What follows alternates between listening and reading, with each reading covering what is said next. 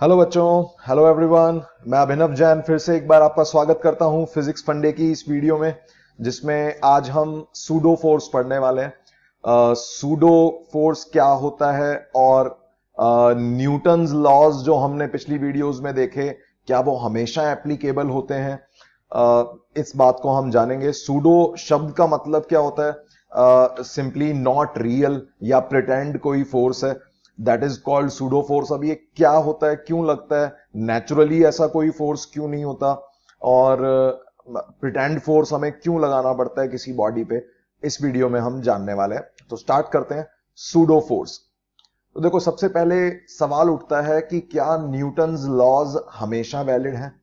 Newton के law, Newton first law, second law, third law हमने पढ़े, बहुत सारे सवाल भी हमने उस पे किए पिछली वीडियोस में।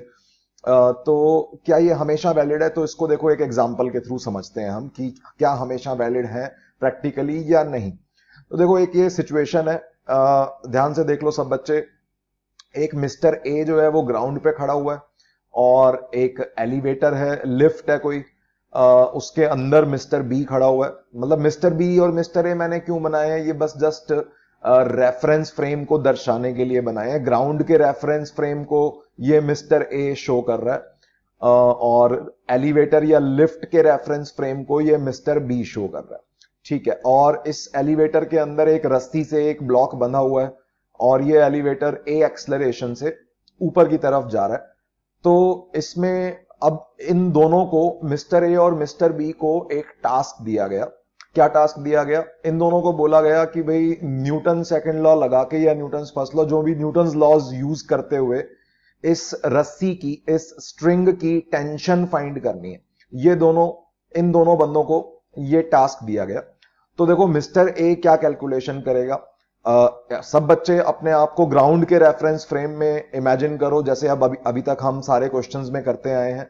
बिल्कुल वैसे ही ग्राउंड के रेफरेंस फ्रेम में अगर हम इस क्वेश्चन को सॉल्व करें तो इस ब्लॉक का फ्री बॉडी डायग्राम क्या होगा?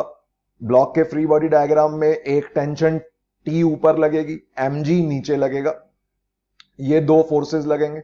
और ग्राउंड के रेफरेंस फ्रेम में मिस्टर ए को क्या लग रहा है? मिस्टर ए को ब्लॉक ऊपर की तरफ ए एक्सलरेशन से जाता हुआ नजर आ रहा है। तो ये हो गए फोर्सेस, ये हो गई उसकी एक्सलरेशन। और मिस्टर ए को अगर बोला जाए कि भाई न्यूटन्स लॉज यूज करो और टेंशन फाइंड करो, तो मिस्टर ए क्या इक्वेशन बनाएगा? Total force is equal to m a वाली इक्वेशन बनाएगा।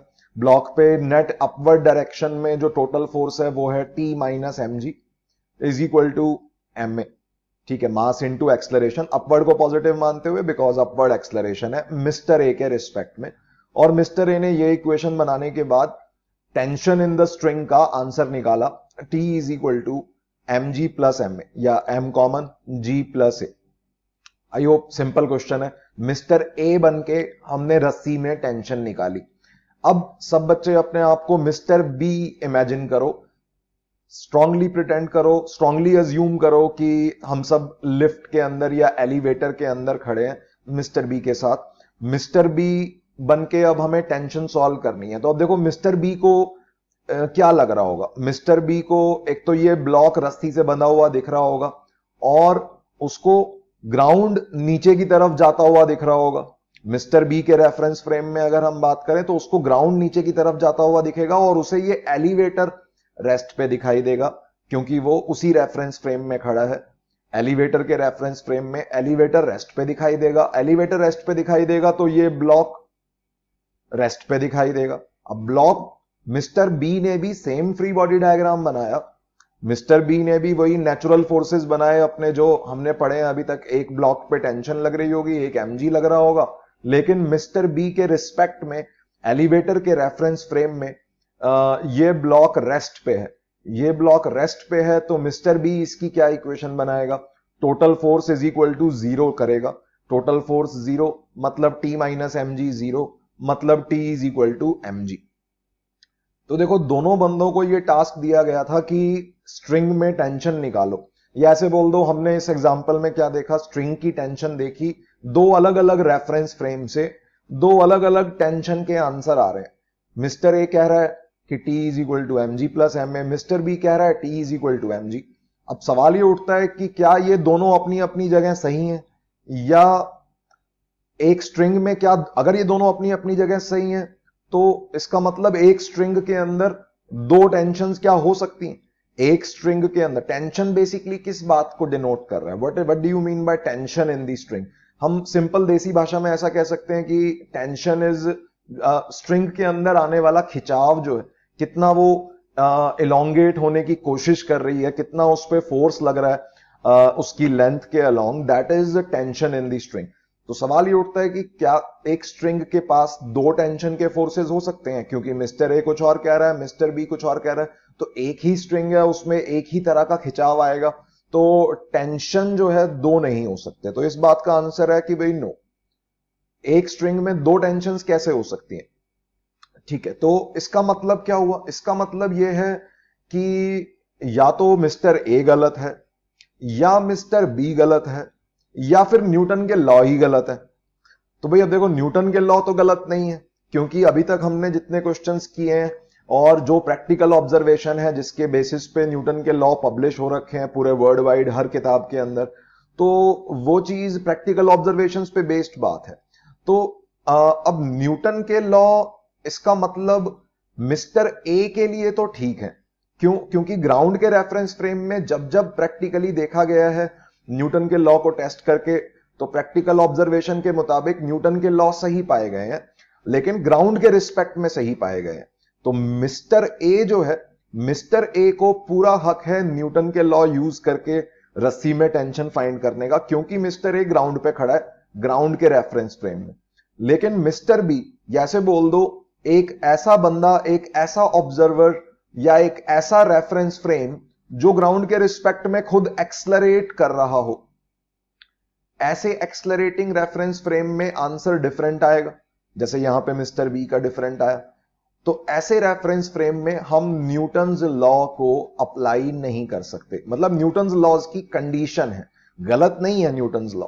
न्यूटन का first law, second law, third law हमेशा एप्लीकेबल है। कब है हमेशा एप्लीकेबल है? जब एक अनएक्सलरेटेड रेफरेंस फ्रेम से या जीरो एक्सलरेशन वाले रेफरेंस फ्रेम से उनको अप्लाई किया जाए।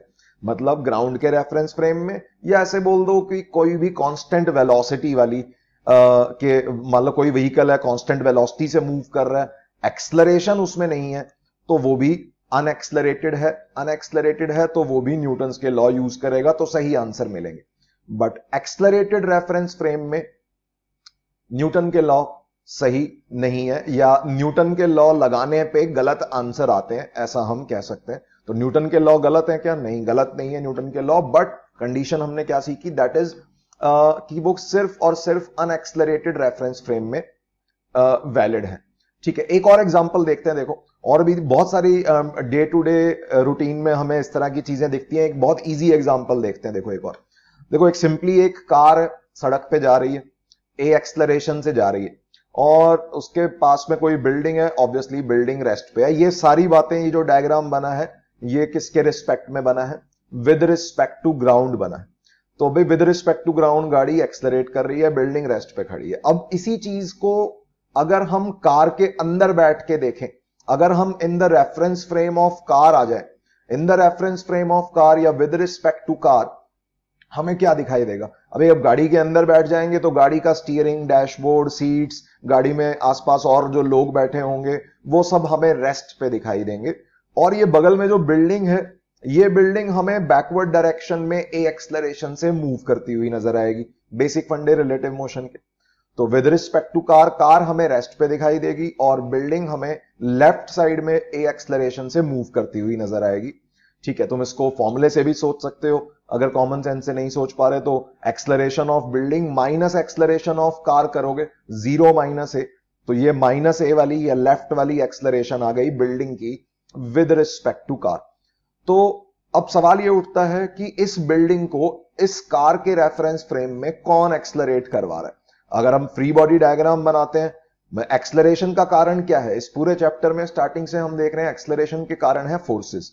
तो अगर हम फ्री बॉडी डायग्राम बनाएं तो कौन सा फोर्स है भाई? अब इस बिल्डिंग पे जो भी mg नॉर्मल लग रहे होंगे वो तो वर्टिकल डायरेक्शन में लग रहे होंगे।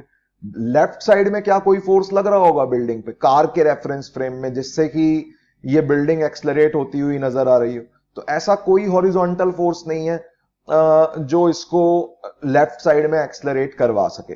ठीक है, तो इसका मतलब are Newton's laws not valid in accelerating reference frames? Yes, Newton's laws are not valid in accelerating reference frame. Which horizontal force is causing acceleration of building?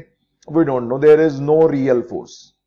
ऐसा कोई रियल फोर्स तो है नहीं जो बिल्डिंग को एक्सलरेट करवा सके left side में। तो हेंस ओवरऑल इन दोनों एग्जांपल से हमने क्या सीखा कि न्यूटन लॉ लगाने के लिए, Newton first law, second law, third law use करने के लिए हमारा रेफरेंस फ्रेम जो है वो ग्राउंड का होना चाहिए या एक अनएक्सलरेटेड रेफरेंस फ्रेम होना चाहिए जिसकी एक्सलरेशन जीरो हो। एक्सलरेशन जीरो में कांस्टेंट वेलोसिटी वाली चीजें भी आती हैं या रेस्ट पे पड़ी हुई चीजें आती हैं, ये ध्यान रखना है बच्चों। ठीक है, तो अब इसके अंदर और बातें देखो। अब इसका मतलब हम यहां पे रेफरेंस फ्रेम्स को कैटेगराइज कर सकते हैं। देखो, रेफरेंस फ्रेम दो प्रकार के हैं, एक वो जिनमें न्यूटन लॉ लगाए जा सकते हैं, एक वो जिनमें न्यूटन के लॉ नहीं लगाए जा सकते। तो अनएक्सलरेटेड जो रेफरेंस फ्रेम है, जो जीरो एक्सलरेशन वाले रेफरेंस फ्रेम है, उनका नाम क्या है? They are called as inertial reference frames. ठीक है, इनर्शियल रेफरेंस फ्रेम है। एक्सलरेटेड जो रेफरेंस फ्रेम है उनको क्या बोलेंगे आज से हम? Non inertial reference frame. ठीक है, अब जो न्यूटन के लॉ हैं ये सारे पॉइंट बाय पॉइंट करके बच्चों लिख लो आराम से। ये सबसे ज्यादा इंपॉर्टेंट चीजें हैं जो दो एग्जांपल में हमने सीखी कि Newton's laws are valid in inertial reference frames only. जो जिनकी जीरो एक्सलरेशन होती है केवल वही इनर्शियल रेफरेंस फ्रेम है। अर्थ का सरफेस जो है can be considered as inertial reference frame. देखो, अब सवाल ये है, डाउट ये है कि भाई अब कौन इनर्शियल कौन नॉन इनर्शियल। हम ग्राउंड पे जब खड़े होते हैं तो न्यूटन के लॉ हमें वैलिड नजर आते हैं। आसपास के जो भी फिनोमिना हो रहे हैं, जो भी इवेंट्स हो रहे हैं, उन सब जगह हमें न्यूटन के लॉ सही नजर आ रहे हैं। तो ग्राउंड के रेफरेंस फ्रेम में ग्राउंड पे ही बैठ के न्यूटन ने अपने लॉ दिए थे। ग्राउंड पे ही उनको अगर हम प्रैक्टिकली ऑब्जर्व करें अर्थ के सरफेस पे, अर्थ के ऊपर होने वाली चीजों के लिए, तो न्यूटन के लॉ एकदम सही पाए जाते हैं। लेकिन अगर हम अर्थ पे खड़े होके किसी और प्लैनेट की या स्टार की मोशन कंसीडर करें तो वो हम डायरेक्टली विजुअली नहीं कर सकते। मतलब अगर हम, जैसे हमें सन की मोशन कंसीडर करनी है, मान लो अब सन की जो मोशन है वो किसी दूसरी गैलेक्सी में जाके कुछ अलग तरह की नजर आएगी, और अर्थ के सरफेस पे हमें बड़ी सिंपल सी नजर आती है कि भाई सन रोज ईस्ट में से निकलता है और वेस्ट में जाके छिप जाता है। तो अब सन एक्चुअली कैसा मूव कर रहा है या सन की मोशन एनालिसिस करना है हमें, तो उस केस में हम अर्थ को एक इनर्शियल रेफरेंस फ्रेम नहीं कंसीडर कर सकते। अर्थ के रिस्पेक्ट में न्यूटन्स लॉज या न्यूटन सेकंड लॉ की इक्वेशन हम नहीं बना सकते, क्योंकि हमें पता ही नहीं चल पाएगा तो सन पे कौन से फोर्सेस लग रहे हैं, कहां कहां से लग रहे हैं, और कौन उसको एक्सलरेट करवा रहा है अर्थ के रेफरेंस फ्रेम में, जो जिसकी वजह से वो ईस्ट से निकल रहा है और वेस्ट की तरफ जा रहा है। तो मोशन का एनालिसिस हम, या फोर्सेस का एनालिसिस हम अर्थ पे होने वाले फिनोमिना हो रहे हैं, अगर कोई भी, जैसे स्प्रिंग ब्लॉक सिस्टम है, कोई पुली ब्लॉक सिस्टम है, वेज ब्लॉक सिस्टम है, एक पहाड़ से पत्थर नीचे गिर रहा है, नदी बह रही है पहाड़ों में से, कुछ भी इस तरह की चीजें हो रही हैं, तो हम न्यूटन के लॉ यूज करके उनकी सही मोशन का एनालिसिस कर सकते हैं। तो ये चीज है कि अर्थ का सरफेस को अज्यूम किया जा सकता है, can be considered as inertial reference frame, अगर हम अर्थ के सरफेस से पे होने वाली चीजों को कंसीडर कर रहे हैं। तो for studying any motion happening near earth. Otherwise अगर अर्थ पे खड़े होकर तुम्हें स्टार्स और प्लैनेट्स की मोशन स्टडी करनी है तो उसके लिए अर्थ एक नॉन इनर्शियल रेफरेंस फ्रेम है, क्योंकि अर्थ से बाहर निकल के देखो, सोलर सिस्टम के बाहर जाके अगर हम देखें तो हमें अर्थ रोटेट प्लस रिवॉल्व, सन के अराउंड रिवॉल्व करती हुई नजर आएगी। तो अर्थ खुद मूविंग है। क्या अर्थ की एक्सलरेशन जीरो है? नहीं। सोच के देखो, अर्थ की एक्सलरेशन जीरो नहीं है। चलो सन के अराउंड सर्कुलर मोशन मान के ही सोच लो, सन के अराउंड अगर सर्कुलर मोशन कर रही है अर्थ, तो कॉन्टिन्यूअसली उसकी वेलोसिटी वेक्टर की डायरेक्शन चेंज हो जा रही है। वेलोसिटी वेक्टर की डायरेक्शन चेंज हो जा रही है तो इसका मतलब एक्सलरेटिंग तो है, वेलोसिटी चेंज हो रही है। तो एक्सलरेटिंग है अर्थ, मतलब नॉन इनर्शियल है। अर्थ, अगर हम बाय डिफॉल्ट बात करें, स्टैंडर्ड बात करें कि अर्थ की एक्सलरेशन क्या सभी रेफरेंस फ्रेम में जीरो है, नहीं है, तो नॉन इनर्शियल है। इन जनरल अगर कोई सिंपली हमसे ये सवाल पूछता है कि इज अर्थ इनर्शियल और नॉन इनर्शियल, दैट्स इट, तो हम आंसर क्या करेंगे? Non inertial. But it can be assumed as inertial for motion happening near earth. तो बड़ा कंफ्यूजिंग सा टॉपिक हो गया कि भाई एक्सलरेशन किसकी जीरो है और किसकी नहीं जीरो। तो हम देखो भाई मोशन स्टार्स और प्लैनेट्स की बातें हम थोड़ी बहुत करेंगे, वो भी ग्रेविटेशन चैप्टर में, ठीक है। तो अभी के लिए हम इस चैप्टर में और नेक्स्ट अगले 2-3 चैप्टर्स में जो बात करने वाले हैं वो सारी बातें सिर्फ और सिर्फ अर्थ पे होने वाले फिनोमिना की होंगी, अर्थ सरफेस पे होने वाले फिनोमिना की होंगी। तो उनके लिए हम अर्थ को एक इनर्शियल ट्रीट कर सकते हैं। तो ओवरऑल हमसे कोई पूछता है कि is there any absolute inertial reference frame, कोई ऐसी चीज है, कोई ऐसी जगह है पूरे यूनिवर्स में जहां एक्सलरेशन सचमुच जीरो हो? अब सचमुच का कोई जवाब नहीं है, क्योंकि मोशन अपने आप में रिलेटिव है। पूरे यूनिवर्स में हर चीज रिलेटिव मोशन कर रही है। अर्थ के रिस्पेक्ट में सन मूव करता हुआ नजर आता है, सन के रिस्पेक्ट में अर्थ, हमारी गैलेक्सी के रिस्पेक्ट में बगल वाली गैलेक्सी मूव करती हुई नजर आती है, एंड सो ऑन। तो पूरे यूनिवर्स में कुछ ना कुछ रिलेटिव मोशन तो हो ही जा रही है। तो there is, we can not predict if there is any absolute inertial reference frame और नॉट। तो ये पॉइंट्स बच्चों ध्यान में रखने हैं। ये जो टाइप्स ऑफ रेफरेंस फ्रेम है, कंसेप्चुअल बातें इसमें बड़ी सारी पूछते हैं एग्जाम में, तो कंसेप्ट्स अपने को ये ध्यान में रखने हैं। इनर्शियल क्या है, नॉन इनर्शियल क्या है। आगे बढ़ते हैं। Pseudo force. अब हमने जो पिछले 2 एग्जांपल्स जो मैंने स्टार्टिंग ऑफ द वीडियो में लिए, उसके अंदर मैंने ये बात की कि बिल्डिंग को एक्सलरेट कौन करवा रहा है, या पहले एग्जांपल में मिस्टर बी जो है उसने रस्सी की टेंशन डिफरेंट निकाली, तो क्यों उसका आंसर गलत आया। तो अगर सूडो फोर्स क्या है, अब सूडो फोर्स, एक सूडो शब्द का मतलब है नॉट रियल, अनरियल बोल दो या प्रिटेंड, कोई रियल फोर्स नहीं है, ये नकली फोर्स है, सूडो फोर्स है, ठीक है। It is defined as, definition क्या है, it is defined as a mathematical correction which has to be drawn in free body diagram to get correct equations of Newton's second law या Newton's laws। अगर हमें correct equation चाहिए एक mathematically, हम जबरदस्ती, देखो पहली बात, नॉन इनर्शियल रेफरेंस फ्रेम में न्यूटन्स लॉज वैलिड नहीं है, जिनकी एक्सलरेशन है उनमें न्यूटन्स लॉ वैलिड ही नहीं है। बट अगर फिर भी हमें जबरदस्ती उसी रेफरेंस फ्रेम से ही मोशन समझ में आ रही है, तो ऐसे क्वेश्चंस में हम न्यूटन सेकंड लॉ से सही आंसर पाने के लिए धक्के का एक फोर्स लगा देते हैं फ्री बॉडी डायग्राम में, जो कि रियल फोर्स नहीं है, धक्के का फोर्स है, सूडो फोर्स है, दैट इज कॉल्ड एज, और उसको लगाने से अपना आंसर न्यूटन सेकंड लॉ की इक्वेशन से सही आ जाए, ऐसे मैथमेटिकल करेक्शन वाले फोर्स को कहा जा रहा है सूडो फोर्स। सूडो फोर्स क्योंकि नकली फोर्स है, कोई नेचुरल फोर्स नहीं है, ये रियल फोर्स नहीं है, तो इसके कोई एक्शन रिएक्शन पेयर नहीं होते, ठीक है, जबरदस्ती लगाया जाने वाला एक फोर्स है। अब सवाल ये उठता है कि ऐसी क्या करेक्शन की जाए जिससे हमारे आंसर सही आए, ठीक है। मैं वो जो 2 example starting of the video में लिए थे उनको मैं दोबारा अभी लेने वाला हूं, बट एक बार सूडो फोर्स कैसे लगाया जाता है, जो सबसे इंपॉर्टेंट चीज है इस वीडियो की, वो यहां पे है। उसकी डायरेक्शन क्या होगी, सबसे पहले हमें यह डिसाइड करना होगा, और मैग्नीट्यूड क्या होगा ये। इसके अलावा जो रियल फोर्सेस लगेंगे फ्री बॉडी डायग्राम में वो तो लगेंगे ही लगेंगे, अगर हमने रेफरेंस फ्रेम चेंज किया हुआ है तो एक एडिशनल सूडो फोर्स हमें और लगाना होगा। तो सबसे इंपॉर्टेंट बात डायरेक्शन।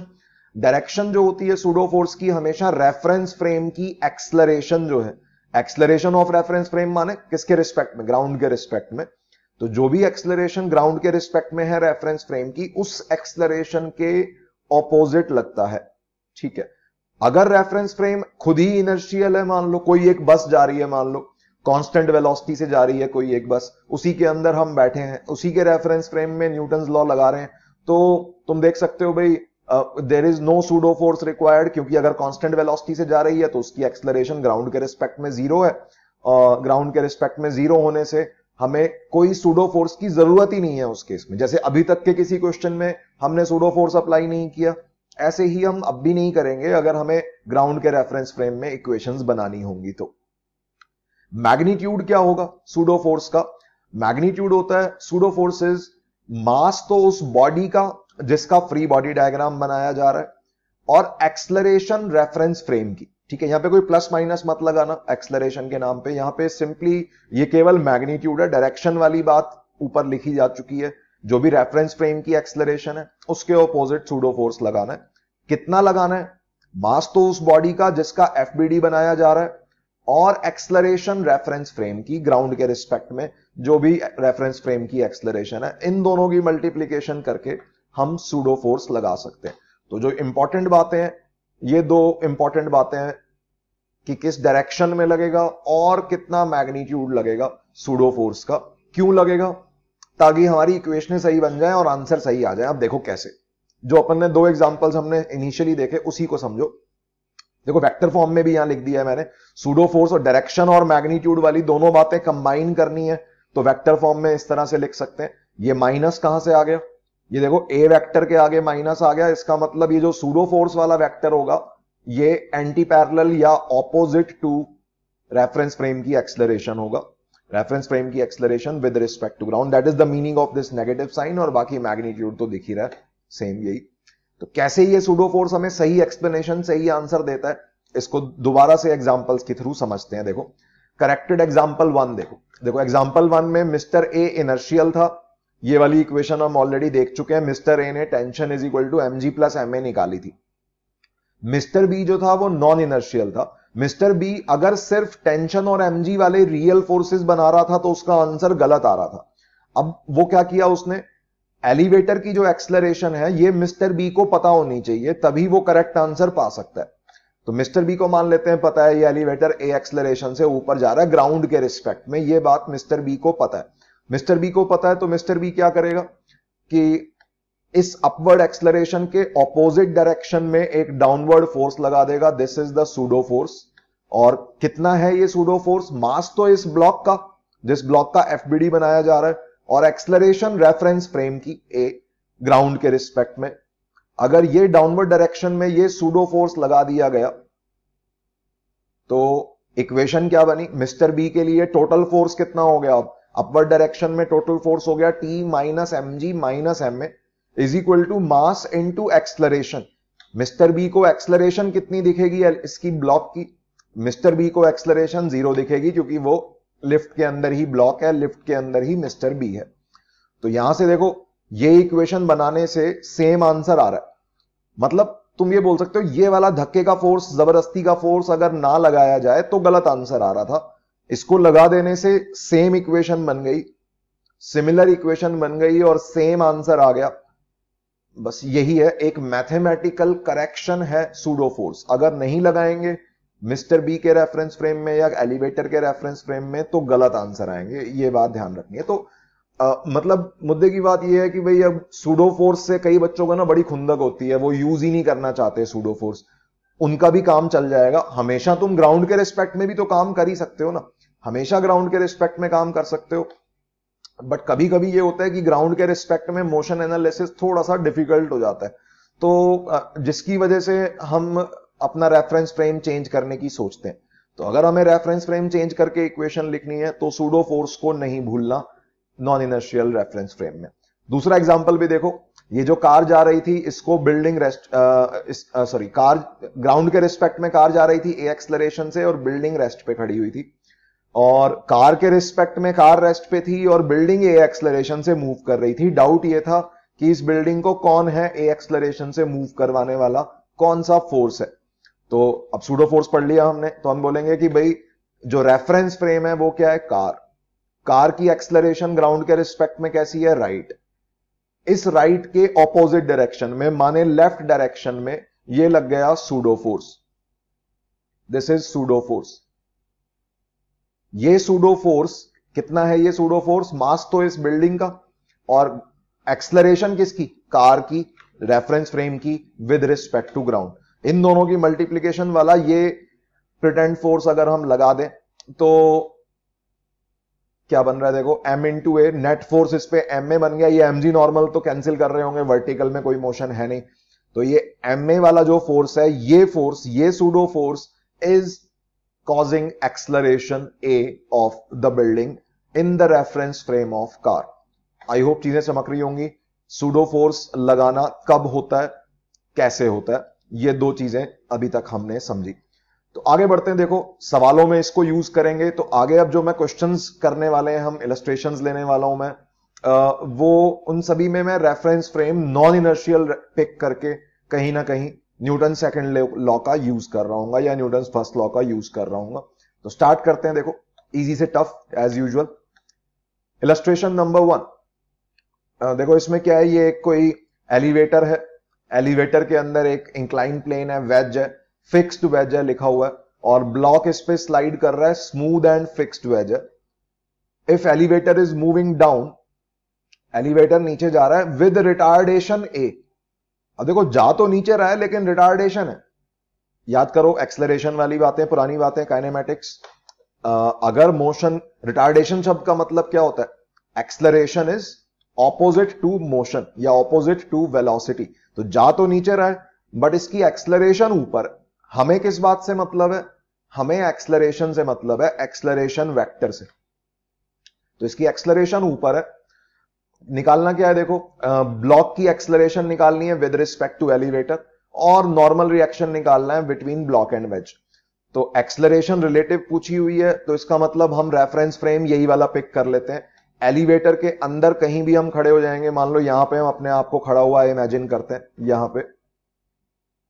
यहां पे हम खड़े हो गए, और ये इस रेफरेंस फ्रेम में हम ब्लॉक की एक्सलरेशन को देखते हैं। तो सबसे पहले फ्री बॉडी डायग्राम इसका कैसा बनेगा? इस एम पे एक mg डाउनवर्ड लग रहा होगा, इस mg के दो कंपोनेंट बन जाएंगे, एक वही एज यूजुअल अपने, एक इस तरफ अलोंग द इंक्लाइन प्लेन और एक परपेंडिकुलर टू। चलो कंपोनेंट्स बाद में लेते हैं, पहले एक बारी फोर्सेस बना लेते हैं। ये ए एक्सलरेशन इसकी ऊपर थी, तो सूडो फोर्स कहां लगेगा? एलिवेटर की एक्सलरेशन ऊपर है, तो एलिवेटर के रिस्पेक्ट में ब्लॉक पे एक एडिशनल फोर्स हमें लगाना होगा जो कि डाउनवर्ड लगेगा।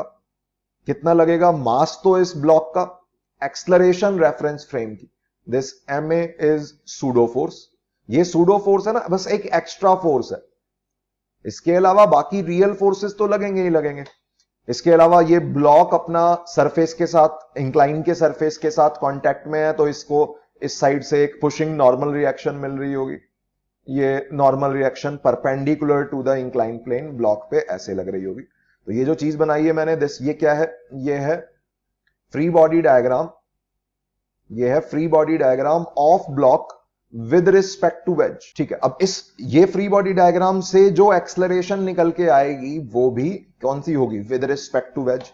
तो इसमें अपना यूजुअल इंक्लाइन प्लेन वाले सवालों में हम इंक्लाइन को एक्स एक्सिस मानते हैं, मान लिया। ये इंक्लाइन प्लेन वाली डायरेक्शन हमारी एक्स एक्सिस है। इंक्लाइन के परपेंडिकुलर हम वाई एक्सिस मानते हैं, ये कंसीडर कर ली वाई एक्सिस। और इक्वेशन लगा दो, टोटल फोर्स, इसकी जो भी एक्सलरेशन होगी ब्लॉक की विद रिस्पेक्ट टू वेज, यहां पे खड़े हुए बंदे को क्या नजर आएगी? वो सिंपली नीचे फिसलता हुआ नजर आएगा। तो ब्लॉक की जो एक्सलरेशन है, acceleration of block with respect to wedge, ABW से बोल रहा हूं, और एक्सलरेशन यही वाली हमें फाइंड करनी है। तो विद रिस्पेक्ट टू वेज या विद रिस्पेक्ट टू एलिवेटर कह दो। इक्वेशन क्या बन रही है? F total is equal to mass into acceleration block का। टोटल फोर्स, ये पूरी equation with respect to wedge लग रही है या विद रिस्पेक्ट टू एलिवेटर लग रही है। तो टोटल फोर्स कितना है इस पे देखो, एक्स डायरेक्शन में ये वाई डायरेक्शन वाले फोर्सेस तो कट जाएंगे, उसकी इक्वेशन बनाने की जरूरत ही नहीं है। ये जो इक्वेशन है ये मैं एक्स डायरेक्शन में बना रहा हूं, वाई डायरेक्शन में कोई मोशन ही नहीं हो रही, एक्स डायरेक्शन में मोशन हो रही है विद रिस्पेक्ट टू वेज। तो टोटल फोर्स कितना है? mg और ma, इन दोनों का ये जो एंगल बनेगा अलोंग द इंक्लाइन वाली लाइन से, सोच लो बच्चों, ये 90 माइनस थीटा बनेगा। ये नीचे वाला थीटा है तो ऊपर ये 90 माइनस थीटा हो जाएगा। तो mg और ma के साइन थीटा वाले कंपोनेंट डाउन द इंक्लाइन आएंगे। ये बन रहा है mg plus ma whole into sine theta. ये हो गया total force is equal to mass into acceleration. कौन सी? Acceleration of block with respect to wedge या विद रिस्पेक्ट टू एलिवेटर। ठीक है, तो acceleration of block with respect to elevator आ रही है g plus a into sine theta. It's not g sine theta hair, तुम देख सकते हो इस एक्सलरेशन की वजह से एक g प्लस a की टर्म आ गई। कई किताबों में इसको g इफेक्टिव भी बोला जाता है। This is also called as effective g। जब अगर कोई एक्सलरेशन ना होती इस एलिवेटर की तो हम सिंपली जी साइन थीटा हमारा आंसर आता है, जो हमने बिल्कुल स्टार्टिंग में देखा था इंक्लाइन प्लेन पे, फिक्स्ड इंक्लाइन प्लेन पे। और अगर एक्सलरेशन आ जाए ऊपर की तरफ, एक्सलरेशन आती है तो वो जी में ऐड होती है। देखो ये पंगा क्यों, क्योंकि जिस साइड एक्सलरेशन आएगी ना एलिवेटर के, उसके ऑपोजिट डायरेक्शन में लगेगा सूडो फोर्स। तो ये जो सूडो फोर्स है ये mg को फेवर कर रहा है, इसकी वजह से g प्लस ए आया।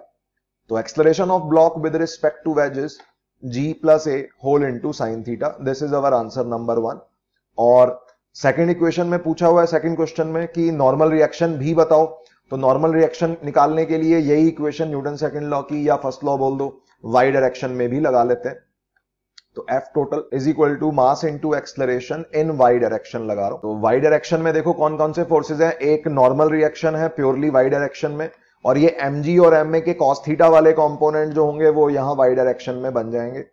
ये वाला एंगल थीटा है क्योंकि ये थीटा, ये 90 माइनस थीटा, तो ये थीटा।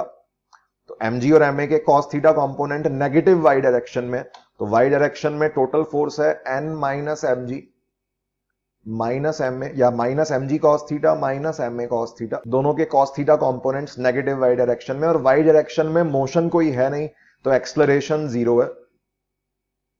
तो n आ रहा है mg या m into g plus a into cos theta. This is our answer for normal reaction. तो ये पूरा क्वेश्चन जो है हमने एलिवेटर के या वेज के रिस्पेक्ट में किया। सेम क्वेश्चन को हम ग्राउंड के रिस्पेक्ट में भी कर सकते थे, लेकिन ग्राउंड के रिस्पेक्ट में है ना ब्लॉक की एक्सलरेशन में पंगे हो जाएंगे। ब्लॉक की जो एक्सलरेशन है वो कौन होगी, वो होगी ये ABW वाला वेक्टर प्लस ये एलिवेटर की एक्सलरेशन वाला वेक्टर। इन दोनों रेड कलर वाले वेक्टर्स को अगर ऐड करेंगे तो ग्राउंड के रिस्पेक्ट में एक्सलरेशन आएगी, और जिसके बाद फिर न्यूटन सेकंड लॉ की इक्वेशनें बनेंगी। तो थोड़ा सा सोचना और काम करना थोड़ा सा मुश्किल हो जाता है। इक्वेशंस ऑल्दो यही बनती हैं, बट हमें एक्सलरेशन के कंपोनेंट्स लेने की जनरली आदत नहीं होती, तो इसलिए बेटर यही है कि हम सूडो फोर्स की मदद से करें। ज्यादा आसान रहता है, सोचना ज्यादा आसान रहता है, क्योंकि वेज के रिस्पेक्ट में या एलिवेटर के रिस्पेक्ट में ब्लॉक सिंपली डाउन फिसल रहा है, और एडिशनली एलिवेटर ऊपर भी जा रहा है ग्राउंड के रिस्पेक्ट में अगर हम सोचते हैं तो। ठीक है बच्चों, आई होप चीजें समझ में आई होंगी। आगे बढ़ते हैं। Illustration number 2। इसमें देखो एक बॉल है m मास की tied with a light string inside N accelerated vehicle. एक एक्सलरेटेड व्हीकल के अंदर एक रस्सी से बॉल बंधी हुई है, और ये इक्विलिब्रियम में है विद रिस्पेक्ट टू व्हीकल। ये जो बॉल है ये इक्विलिब्रियम में है विद रिस्पेक्ट टू व्हीकल, मतलब व्हीकल में खड़े हुए लोगों को ये बॉल मूव करती हुई नहीं नजर आ रही, या परमानेंट रेस्ट की स्टेट में, टोटल फोर्स की स्टेट में ये नजर आ रही है। ठीक है, तो इस पे बताना है ये थीटा कितना होगा, टेंशन कितनी होगी। तो इसका फ्री बॉडी डायग्राम देखो मैं यही बना देता हूं। एक तो इस पे नीचे mg लग रहा होगा, एक इस पे टेंशन वाला फोर्स लग रहा होगा। ये दो तो हो गए रियल फोर्सेस, और रियल फोर्स के अलावा सूडो फोर्स FBD में बना रहा हूं with respect to this vehicle. तो व्हीकल की ग्राउंड के रिस्पेक्ट में एक्सलरेशन राइट साइड है, तो सूडो फोर्स कहां बनेगा, लेफ्ट। कितना बनेगा ये सूडो फोर्स, मैग्नीट्यूड क्या होगा, मास तो इस बॉल का, एक्सलरेशन रेफरेंस फ्रेम की या व्हीकल की। तो this thing is the free body diagram, this is the free body diagram with respect to vehicle.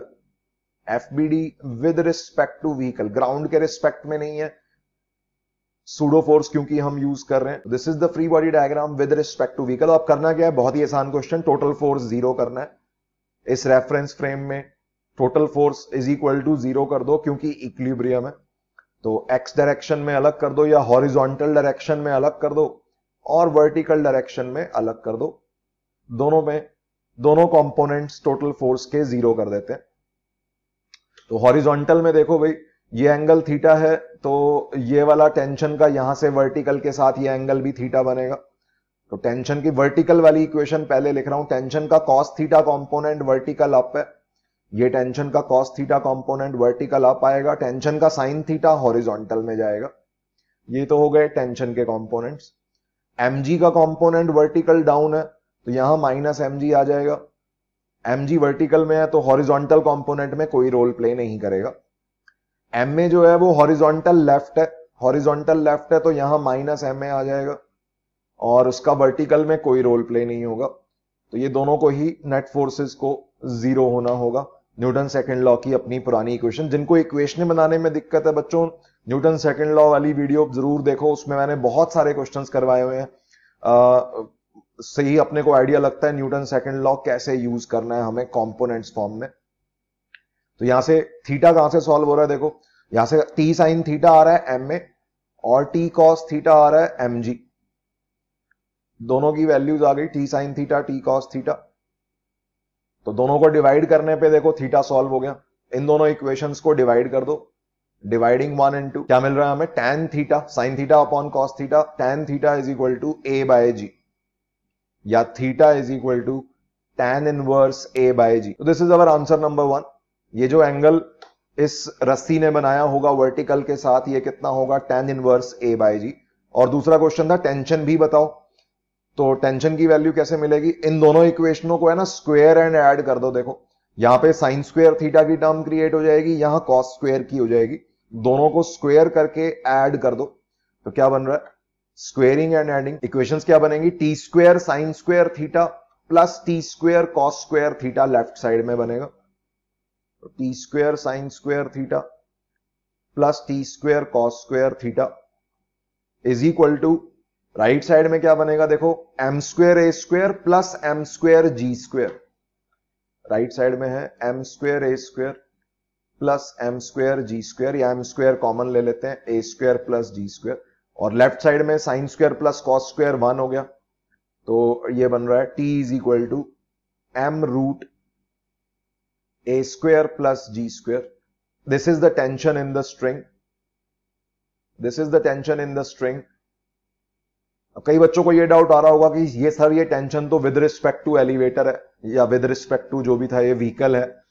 तो भाई टेंशन का कोई रिस्पेक्ट नहीं होता। फोर्सेस जो हैं, रियल फोर्सेस जो हैं, वो हर रेफरेंस फ्रेम में वही होते हैं। एक रस्सी में दो टेंशन नहीं हो सकती दो अलग अलग ऑब्जर्वर्स के लिए। एक रस्सी में एक ही टेंशन रहेगी, दो सरफेसेस के बीच में एक ही नॉर्मल रिएक्शन रहेगी। Weight of the body mg जिसे बोलते हैं, या अर्थ का जो ग्रेविटेशनल पुल है, वो किसी भी रेफरेंस फ्रेम में वही रहेगा।